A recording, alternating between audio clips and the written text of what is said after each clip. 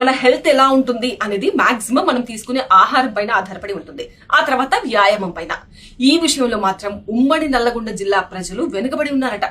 తాము సంపాదించే సంపాదనలో మాక్సిమం ఆడపిల్లలైతే మంచిగా కట్నం ఇచ్చి మంచి సంబంధం చూసి పెళ్లి చేసి పంపిద్దామా, మగ పిల్లలైతే మంచిగా సంపాదించి వాళ్ళకి ఆస్తులు కూడబెడదామా అన్న దానిపైనే వాళ్ళ ధ్యాస ఎక్కువగా ఉంటుంది తప్ప తమ కోసం తాము మంచి ఆహారం కోసం మాత్రం ఖర్చు పెట్టట్లేదట.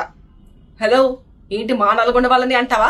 అంటే మిగతా జిల్లాల వాళ్ళంతా సూపర్ ఫుడ్ తీసుకుంటున్నారా అని నా మీద గరం కాకండి. ఇది నేను చెప్తున్న విషయం కాదు, ఒక సర్వే చెప్తున్న విషయం.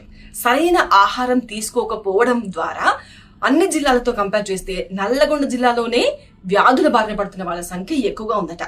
మీ నల్లగొండ జిల్లా బిడ్డను కాబట్టి ప్రేమతో చెప్తున్నా. సో ఈ విషయంలో మీరు ఇచ్చులు కచ్చకాయలు ఏరకుండా మీరు మంచి ఫుడ్ తీసుకుని హెల్తీగా ఉండాలన్న నా ఇంటెన్షన్ ని మాత్రమే అర్థం చేసుకుని మీ లిస్ట్ లో ఎవరైనా నల్గొండ జిల్లాకు సంబంధించిన ఫ్రెండ్స్ బంధువులు ఉంటే ఈ రీల్ని షేర్ చేసేయండి.